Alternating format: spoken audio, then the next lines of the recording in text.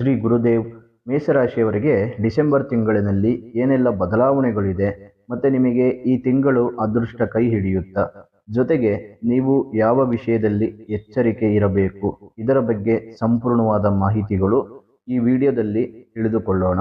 ಆದರೆ ಈ reel miss ಆಗೋಕ್ಕೂ ಮೊದಲು ವಿಡಿಯೋ ಸೇವ್ ಮಾಡಿಕೊಳ್ಳಿ, ಹಾಗೆ ಲೈಕ್ ಮಾಡಿ, ಶೇರ್ ಮಾಡಿ, ಜೊತೆಗೆ ನಮ್ಮ ಪೇಜನ್ನು ಫಾಲೋ ಮಾಡಿ. ಮೇಷರಾಶಿಯವರಿಗೆ ಡಿಸೆಂಬರ್ ತಿಂಗಳಿನಲ್ಲಿ ಸಮಯ ಅಷ್ಟೊಂದು ಚೆನ್ನಾಗಿಲ್ಲದೆ ಇರುವುದರಿಂದ ಪ್ರತಿಯೊಂದು ವಿಷಯದಲ್ಲೂ ಎಚ್ಚರಿಕೆಯಿಂದ ಹೆಜ್ಜೆಯನ್ನ ಇಡಬೇಕು. ಯಾವುದನ್ನು ದುಡುಕಿ ನಿರ್ಧಾರಗಳು, ತೀರ್ಮಾನಗಳನ್ನು ತೆಗೆದುಕೊಳ್ಳಬೇಡಿ. ಮತ್ತೆ ಆರ್ಥಿಕವಾಗಿ ಸಮಸ್ಯೆಗಳು ಜಾಸ್ತಿಯಾಗಿ ಕಂಡುಬರುತ್ತೆ. ಆದಾಯ ಕಡಿಮೆಯಾಗುವುದರಿಂದ ಅನುಪಯುಕ್ತ ವಿಷಯಗಳಿಗಾಗಿ ಹಣವನ್ನು ಖರ್ಚು ಮಾಡಬೇಡಿ. ಅಂದರೆ ಅನವಶ್ಯಕವಾಗಿ ಹಣದ ಖರ್ಚನ್ನು ಮಾಡುವಂಥದ್ದು ಕಡಿಮೆ ಮಾಡಿ. ಸಾಧ್ಯವಾದಷ್ಟು ಹಣವನ್ನು ಉಳಿತಾಯ ಮಾಡುವುದರ ಕಡೆ ಗಮನ ಕೊಡಿ.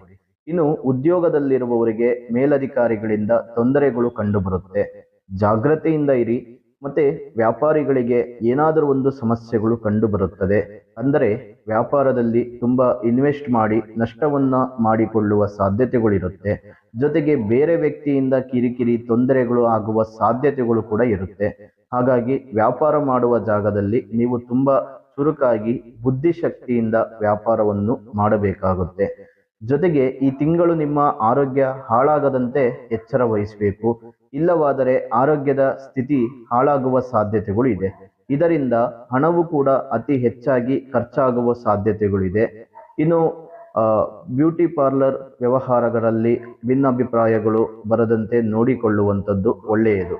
ಅಂದರೆ ಪಾರ್ಟ್ನರ್ಶಿಪ್ ಬಿಸ್ನೆಸ್ಗಳಲ್ಲಿ, ಜೊತೆಗೆ ಬ್ಯೂಟಿ ಪಾರ್ಲರ್ಗಳಲ್ಲಿ, ಈ ಒಂದು ವ್ಯಾಪಾರಿಗಳಲ್ಲಿ ಒಂದಿಷ್ಟು ಭಿನ್ನಾಭಿಪ್ರಾಯಗಳು ಬರುವ ಸಾಧ್ಯತೆಗಳಿರುತ್ತೆ. ಹಾಗಾಗಿ ಇಂಥ ಒಂದು ಸಂದರ್ಭದಲ್ಲಿ ನೀವು ಹುಷಾರಾಗಿರುವಂಥದ್ದು ಒಳ್ಳೆಯದು.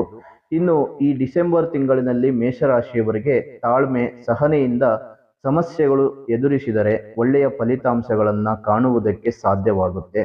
ಮೇಷರಾಶಿಯವರು ಮಹಾಶಿವನಿಗೆ ರುದ್ರಾಭಿಷೇಕ, ಜೊತೆಗೆ ದಕ್ಷಿಣ ಮೂರ್ತಿಯನ್ನು ಆರಾಧನೆ ಮಾಡುವುದರಿಂದ ನಿಮಗೆ ಬರುವ ಸಂಕಷ್ಟಗಳಿಗೆ ಪರಿಹಾರಗಳು ಸಿಗುತ್ತೆ.